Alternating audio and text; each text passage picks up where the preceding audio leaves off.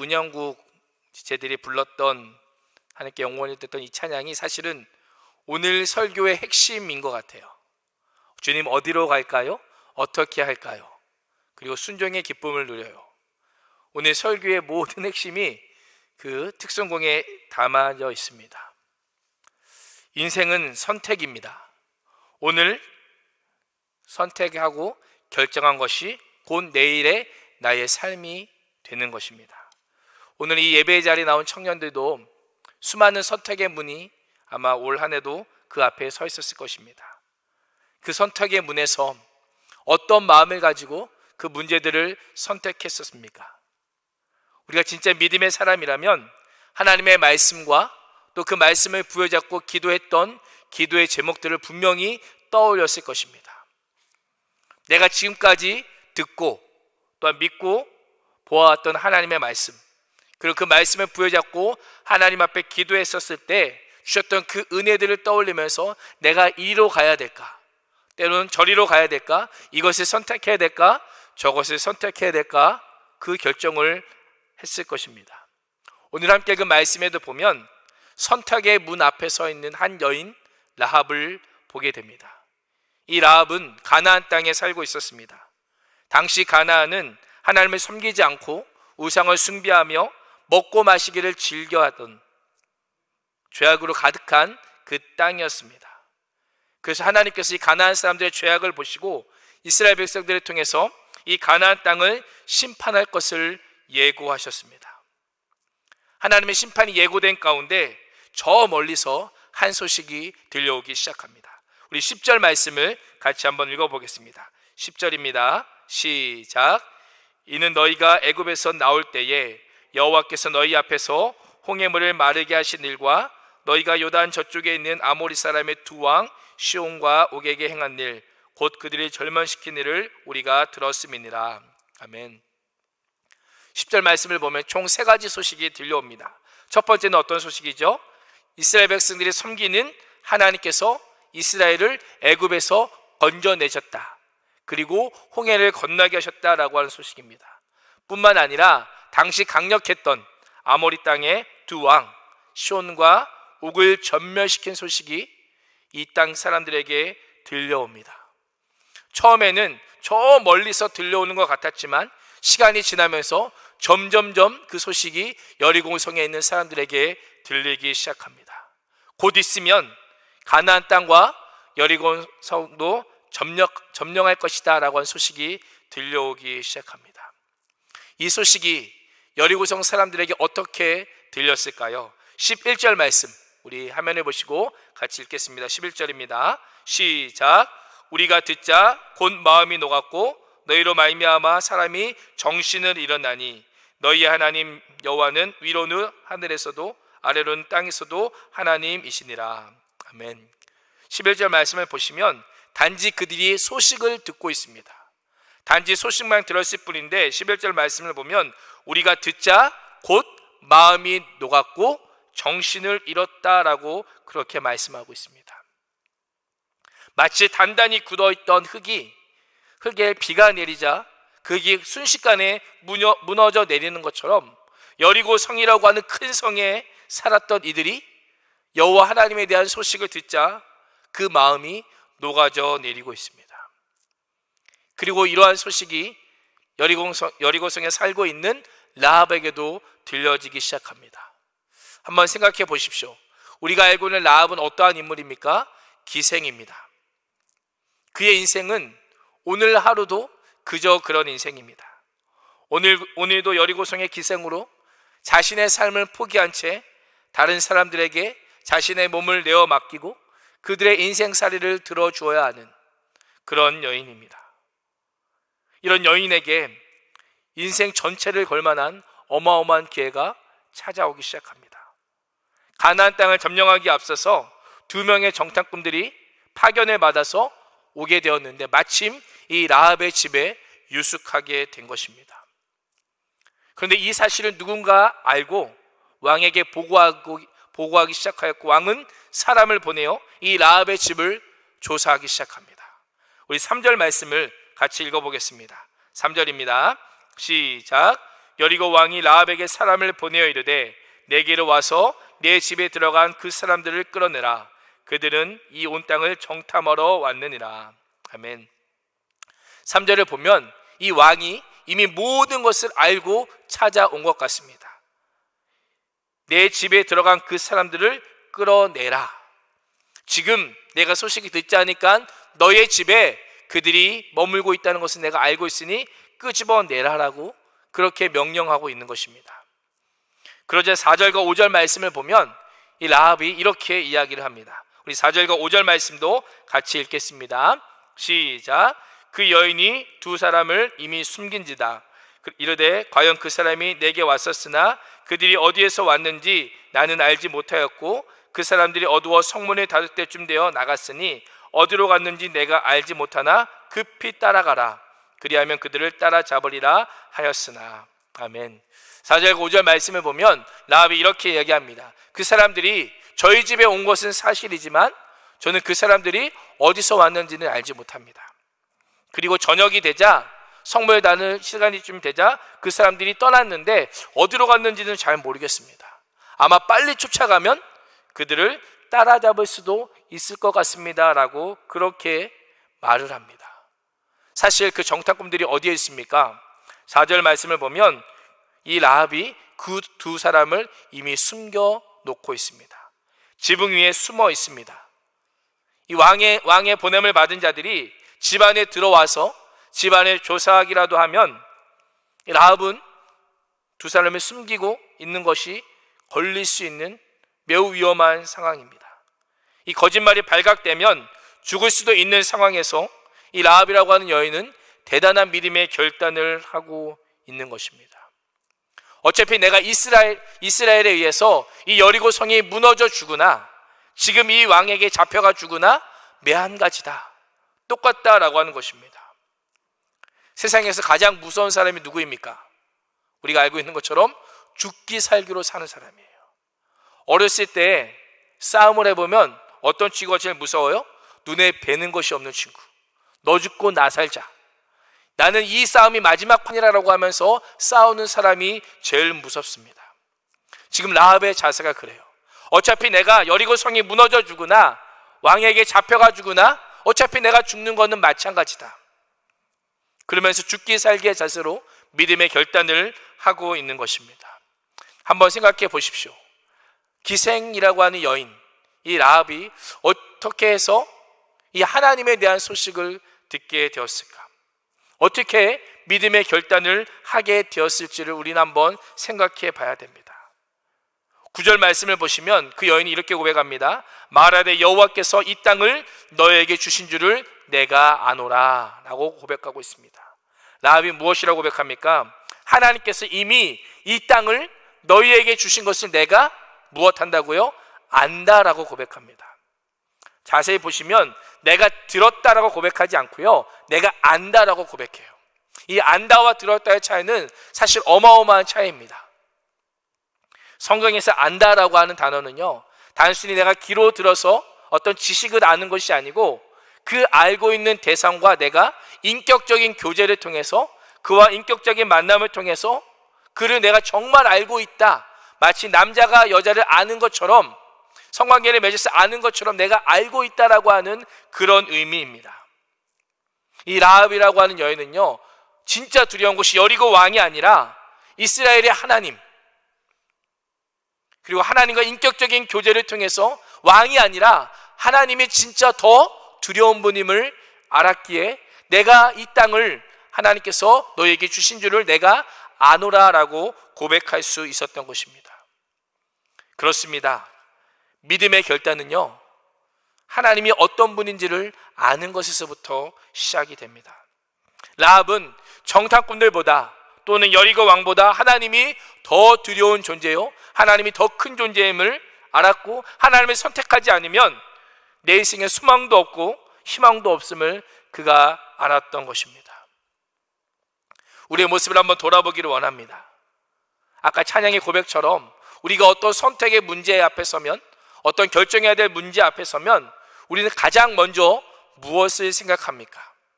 어떤 것을 선택할 때 있어서 가장 내가 염두에 두는 우선순위가 무엇이냐라고 하는 것입니다. 보통 우리는 이것을 선택할 때 지금 내가 이것을 선택하면 나에게 어떤 일이 있을까를 가장 먼저 선택합니다.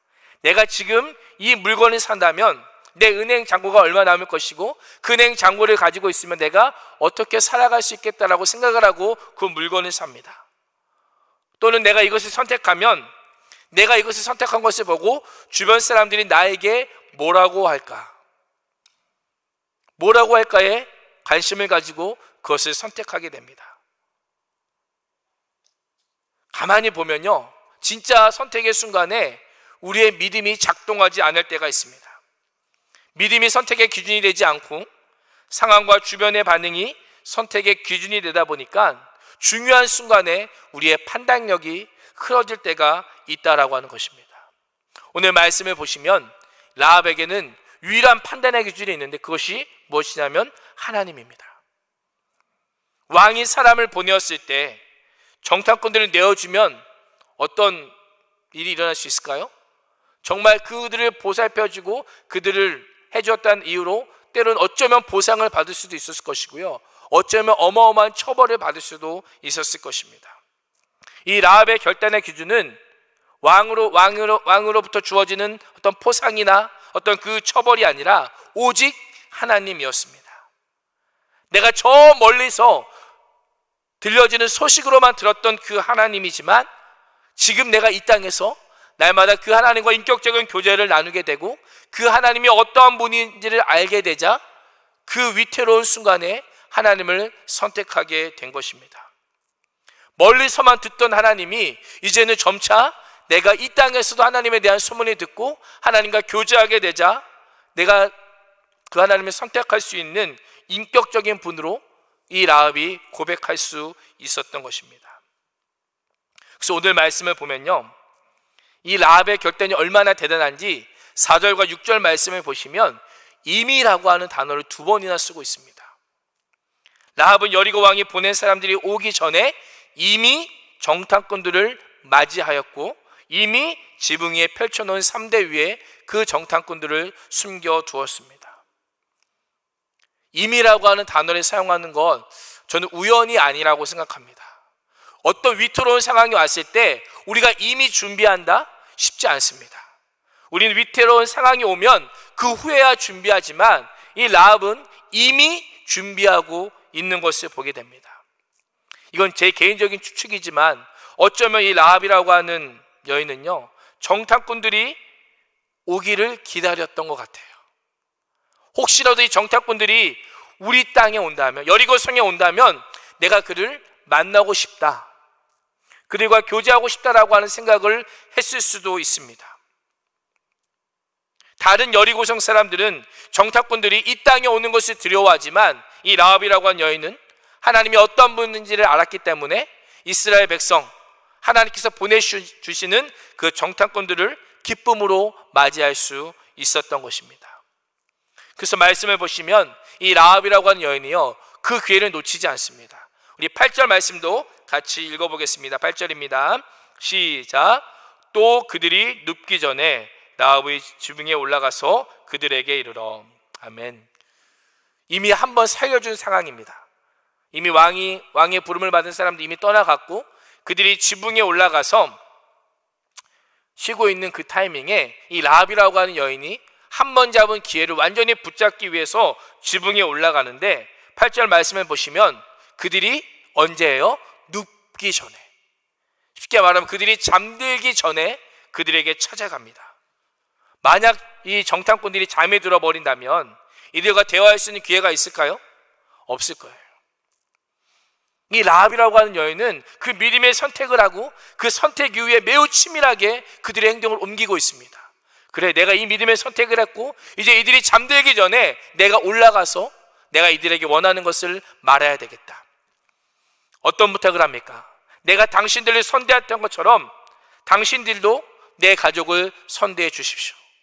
나중에 여리고성을 무너뜨리러 올 때 내 가족을 보호해 주십시오라고 그렇게 부탁을 합니다. 부탁을 하는 것으로 끝나지 않고요, 이번엔 확실한 징표를 내게 주십시오라고 그렇게 말을 합니다. 이 여인의 선택은 매우 치밀하고 분명한 신앙의 결단에서 이루어지자 그 순서적으로 모든 일들이 진행되고 있습니다. 이러한 라합의 모습을 보면서 무엇을 느끼십니까?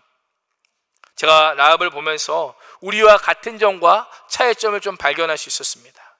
우리와 같은 점이라면 하나님에 대한 소식을 잘 알고 있다라는 거예요. 우리 또한 하나님이 어떤 분인지 잘 알고 있죠. 특별히 얼마 전에 성탄절에 보내면서 또 우리 찬양 인도하셨던 우리 형제님 말씀하신 것처럼 예수님이 우리를 구원하기 위해서 이 땅에 오셨습니다. 하나님은 어떠한 분이십니다 라는 것을 우리는 너무나도 잘 알고 있습니다. 이것이 라합과 우리와의 공통점이라면 차이점은 무엇일까요? 이 라합이라고 하는 여인은 자신이 믿고 고백했던 대로 행동하는 여인이에요. 심지어는 내 생명이 왔다 갔다 할지라도, 내 그 결단에 내 생명이 좌지우지 될지라도 그 여인은 그 신앙 고백대로 살아가는 여인이었습니다. 이에 반해 우리는 어떠합니까? 입으로는 하나님을 안다고 하지만 우리의 신앙 고백과는 약간 거리가 있는 우리의 모습을 보게 됩니다. 우리가 하나님에 대해서 잘 알고 있는 것과 믿음의 결단을 내리는 것은 다른 것입니다. 우리는 그런 생각합니다. 내가 신앙생활을 오래 했고 하나님이 어떤 분인지 잘 알고 있기 때문에 내가 내리는 결단은 믿음의 결단이라고 생각할 때가 있다라는 거예요. 그렇지 않습니다. 내가 하나님을 많이 안다고 해서 믿음의 결단을 내릴 수 있는 것이 결코 아닙니다. 하나님에 대해서 많이 알고 있어도 세상의 가치관에 따라 결정할 수 있습니다. 수십 년 신앙생활을 했어도 세상의 기준으로 선택할 수 있다라고 하는 것입니다. 한번 생각해 보십시오. 이 라합의 대단한 믿음의 고백을 들은 그 정탐꾼들의 반응은 어땠을까? 성경에 기록되어 있지 않아요. 제가 한번 추측해 봤습니다. 이 라합의 대단한 믿음의 고백을 들은 정탐꾼들은 어떤 반응을 보였을까? 사실 이스라엘 백성들은 하나님의 말씀을 직접 들었습니다. 이 라합이란 여인은 그 소식으로 전해 들었다면 이스라엘 백성들은 하나님의 음성을 직접 듣고 그들의 눈앞에서 수많은 이적과 기적도 보았습니다. 그런데 하나님을 믿지 못해서 40년 방황하며 이제까지 왔던 자들이 이스라엘 백성들이에요. 그런데 그 이스라엘 백성들이 점령해야 될 가나안 땅에, 그것도 이방 땅에, 그것도 하나님께서 심판하시겠다고 하는 그 땅에, 그것도 기생이 하나님에 대한 엄청난 믿음의 고백을 하고 있는 것입니다. 우리의 모습을 한번 돌아보십시오. 우리의 인생도 분명히 이 라합처럼 분명한 믿음의 결단을 해야 될 때가 반드시 찾아옵니다. 믿음의 결단은 내가 단순히 하나님을 알고 있습니다, 하나님을 믿고 있습니다 라는 것으로 끝나지 않습니다. 믿음의 결단은 내가 죽느냐 내가 사느냐의 문제입니다. 내가 예수님을 믿기로 고백한다라고 하는 것은 예수님을 위해서 살겠습니다. 언제 어떠한 상황에서라도 주님만 선택하겠습니다. 그리 아니하실지라도 내가 주와 함께 살겠습니다라고 하는 믿음의 고백이고 선포이고 결단입니다. 내가 예수 그리스도를 믿기 전에는 내가 어떻게 살았을지 몰라도 이제 내가 예수 그리스도를 믿고 나서는 그리스도를 내 마음의 주인으로 모시고 난 후에는 내 자신을 십자가에 모두 못 박고 그리스도와 함께 살고 그리스도와 함께 죽겠습니다 라고 하는 신앙 고백이 바로 예수님을 믿겠다는 고백인 것입니다. 이 고백하에 우리의 선택이 이루어져야 한다라고 하는 것입니다. 서울에 있는 홍대에 가면 온리 지저스라고 하는 간판을 단 연어 로만이라고 하는 음식점이 있습니다. 화면을 한번 보시면, 혹시 가보셨나요? 네, 한번 가보셨을 분 아실 텐데, 화면 가운데 왼쪽에 보시면 위에 옴니 지저스라고 적혀 있고요, 그 간판 이름이 연어 로만입니다. 우리 가게에 들어서면 은혜로운 찬양이 흘러나오고요, 화면에 보시는 오른쪽에 보시면 이렇게 되어 있습니다. 주말은 가족과 함께, 주일은 주님과 함께. 들어가는 문 입구에 적혀 있어요. 그리고 왼쪽에 메뉴판인데요, 메뉴판에도 보면 주말은 가족과 함께, 주일은 주님과 함께. 그 가운데는 사용되는 컵에는 말씀이 이렇게 적혀져 있는 컵을 사용하고 있습니다. 한번 생각해 보십시오. 음식점 이름이 옴니 지저스예요. 믿는 우리에게는 그 음식점이 어떻게 기억될까요? 아, 이분은 진짜 믿는 사람이 정말 하나님의 말씀을 부여잡고 하는 그런 음식점이구나 라고 생각할 수 있겠지만, 믿지 않는 사람들에게는 매우 반감을 불러일으키는 음식점일 것입니다. 그래서 인터뷰를 했었습니다. 어떻게 해서 대표님은 이 가게의 이름을 옴니 지저스 연어 로마님이라고 지을 수 있었습니까? 라고 묻자 그 대표가 이렇게 말을 합니다. 제가 사실은 돌아온 탕자입니다. 그래서 베드로처럼 사람 낚는 어부가 되어서 순종하며 살겠다고 맹세하고 타협 없는 신앙, 타협하지 않는 신앙의 길을 선택하기 위해서 그러한 이름을 지었습니다 라고 그렇게 인터뷰를 했습니다. 내가 고백하는 하나님을 믿고 그 믿음의 결단대로 음식점을 운영하기로 결심하고 이름 또한 그렇게 정했다는 것입니다. 이렇게 정하고 간판에 내걸었는데 가게를 운영하다 보니까 어떤 분이 이렇게 말하더래요. 이 가게 음식점은 맛있는데 음식점에서 찬양이 나오니까 별로 가고 싶지 않다. 연어라고 하는 음식에는 소주가 딱인데 소주를 팔지 않으니 어떻게 장사를 하겠다고 하는 건지 난 모르겠다. 이런 이야기를 정말 많이 들었다라고 합니다. 그런데 이분이 내가 분명히 예수님을 영접하고 내 그 안에 있는 예수 그리스도를 믿는 믿음으로 분명한 신앙의 결단을 하고 이 가게를 운영하면서 놀라운 일이 일어나기 시작합니다. 연 매출 200억을 찍게 됩니다. 그리고 이 매출을 보자 많은 사람들이 벌떼처럼 몰려옵니다. 우리도 당신처럼 사업을 하겠습니다. 사업의 비법을 알려주십시오라고 막 그 돈 하나를 보고 찾아옵니다. 그래서 이 대표가 사업을 하고자 하는 사람들에게 몇 가지 조건을 내겁니다. 흔히 말하는 가맹비, 교육비, 로열티 이것들은 받지 않고 몇 가지 내건을 거는데요. 저것이 영업 조건이에요. 첫 번째가 간판에 옴니 지저스를 반드시 새길 것. 두 번째, 주일에는 영업하지 않을 것. 세 번째, 매출의 1%는 선교 후원금이나 장학금 등으로 반드시 후원할 것. 네 번째, 매달 원래회, 예배, 나눔 시간, 교육에 참여할 것. 한번 생각해 보십시오. 음식점을 함에 있어서 저런 조건으로 만약에 음식점을 경영한다면 음식점이 되겠습니까? 안 되겠습니까? 옴니 지저스, 주일에는 영업하지 않고 매출의 1%를 선교원금을 드리고 인간적인 조건으로 봤을 때는 절대 이 가게가 운영되지 않습니다. 많은 사람들이 이 사업을 만류했다라고 합니다. 이렇게 해서 사업이 되겠냐? 그리고 돈만 보며 왔던 사람들은 그렇게 해서 장사가 되겠느냐라고 하면서 수많은 사람들이 떠나갔다라고 합니다. 그런데 아직도 이 대표는 이 조건을 고수하고 있습니다. 선한 일에 힘을 쓰는 기업은 하나님께서 지켜주시고 인도하실 것이다라고 그 믿음을 가지고 지금도 이 사업을 하고 있습니다. 그리고 제가 그 위에 찾아보니까 지금은 전국 또한 해외에도 지점이 있을 정도로 어마어마하게 이 사업이 활발히 일어나고 있습니다. 이 또한 마찬가지예요. 내가 분명한 믿음의 신앙을 가지고 하나님 앞에 결단하는 거예요. 이렇게 했을 때 과연 될까? 그것보다도 주님 앞에 이러한 결단을 가지고 자신의 신앙을 내어 보이는, 주님은 이 시대에 라합을 찾고 계십니다. 자신이 믿고 고백한 대로 자신의 전 존재를 걸고 믿음으로 결단한 라합을 주님은 찾고 계시다라고 하는 것입니다. 우리가 아는 것만으로는 충분하지 않습니다. 아는 것이 믿음의 결단으로까지 이어져야만 합니다.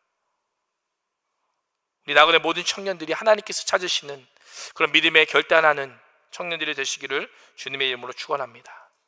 마지막으로 한 가지만 더 살펴보기를 원하는데요. 오늘 말씀을 보면 이 정탐꾼들이 약 3일에서 4일 정도 활동을 하게 돼요. 그리고 이 성경을 보면 이 정탐꾼들이 한 것이 별로 없어요. 한 것이 무엇이냐면 라합의 집에 머물러 있는 것, 그리고 자신을 뒤쫓은 자들이 돌아갈 때까지 3일 동안 산에 머물러 있는 것. 이게 정탐꾼들이 한 전부입니다. 한번 생각해 보십시오. 이들의 임무는 이 가나안 땅과 여리고성을 돌아보고 그 땅을 어떻게 점령해야 될지 너희가 한번 정탐해 와라. 그것이 이들의 임무였는데 이들이 한 것이라고는 라합의 질에 머물고 있고 산에 3일 동안 머물러 있는 게 전부였습니다. 정탐꾼으로서의 임무를 평가하자면 100점 만점에 아마 빵점 정도에 받을 것 같아요. 근데 이들이요, 다시금 돌아가서 이러한 보고를 합니다. 24절 말씀을 같이 읽어보겠습니다. 24절입니다. 시작. 또 여호수아에게 이르되 진실로 여호와께서 그 온 땅을 우리 손에 주셨으므로 그 땅의 모든 주민이 우리 앞에서 간담이 녹더이다 하더라. 아멘. 그들이 무엇이라고 보고합니까? 그 땅은 하나님께서 우리에게 주신 땅입니다. 우리가 보기에는 이해되지 않지요. 니들이 뭐가 한 게 있다고, 니들이 직접 발로 간 것도 아니고 정탐한 것도 아닌데 어떻게 이런 보고를 할 수 있어? 라고 하지만 그들 또한 이 라합의 믿음을 보고 이 여인이 이렇게 고백할 정도라면 이 땅은 하나님께서 우리에게 주신 땅이구나. 성경은 정탐꾼들이 어떤 정탐을 했는지 그 내용을 말씀해 주지 않습니다. 그러나 관심 갖고 있는 것은 라합의 행동과 라합의 신앙 고백에 더 집중을 하고 있는 것을 보게 됩니다. 그 이유가 무엇이겠습니까? 이 가나안 정복은 전쟁으로 이루어지는 정복이 아니라는 것입니다. 가나안 전쟁은 믿음으로 이루어지는 정복임을 우리에게 알려주고 있습니다. 하나님의 말씀에 대한 믿음과 순종이 이 가나안 땅을 점령하는 핵심 키워드임을 우리에게 말씀해주고 있습니다.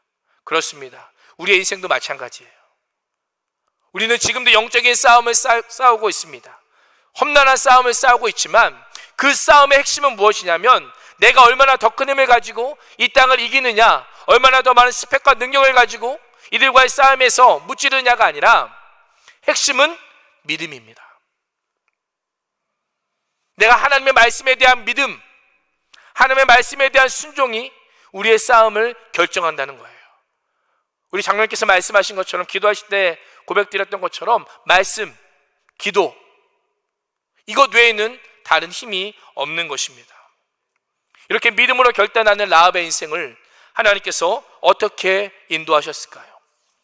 우리 여호수아 6장 25절 말씀을 같이 읽어보겠습니다.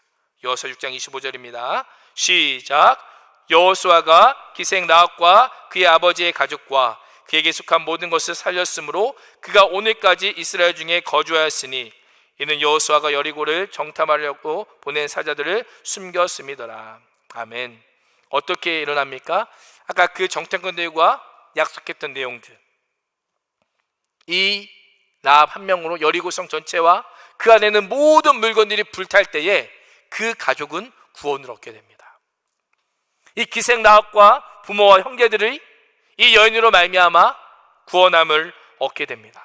이 라합 한 사람이 믿음의 결단을 하자 자신만 사는 것이 아니라 죽을 수밖에 없는 가족들이 구원을 얻게 되는 그런 은혜를 잊게 되는 것입니다.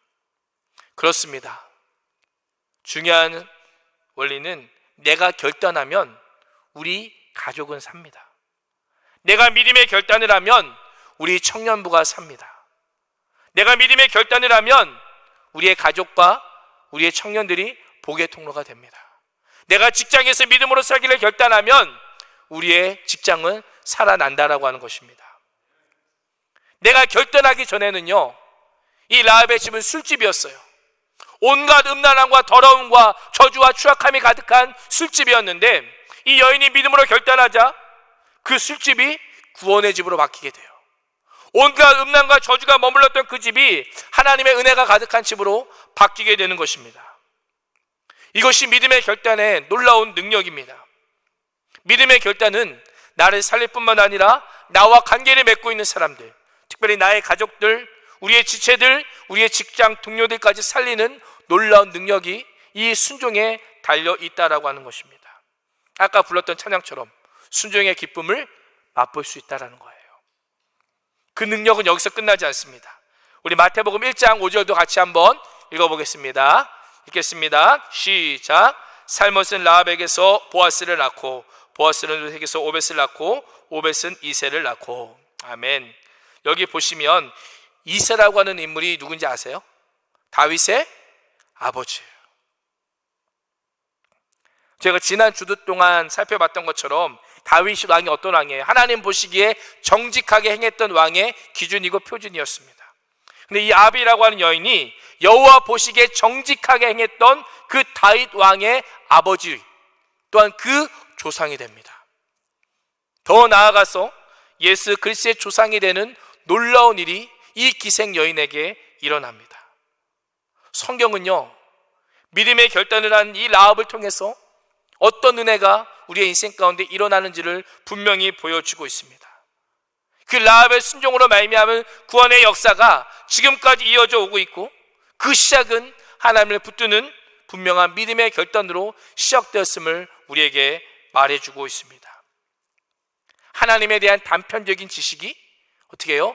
날마다 그 하나님과 교제하며 하나님을 알아가고 또 들려주는 소식에서 하나님 앞에 결단하면서 그의 인생이 하나님과 인격적인 관계를 맺게 되고 분명한 믿음의 결단과 순종으로 그가 복의 통로가 되었던 것입니다. 우리 또한 그러해야 됩니다.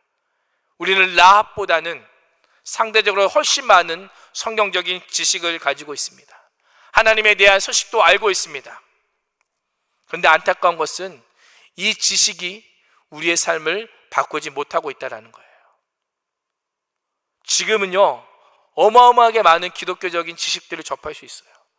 집에서도 수많은 기독교 채널을 접할 수 있고, 유튜브에서도 수많은 설교들과 성경적인 지식들을 접할 수 있습니다. 그런데 우리의 모습이 어떠합니까?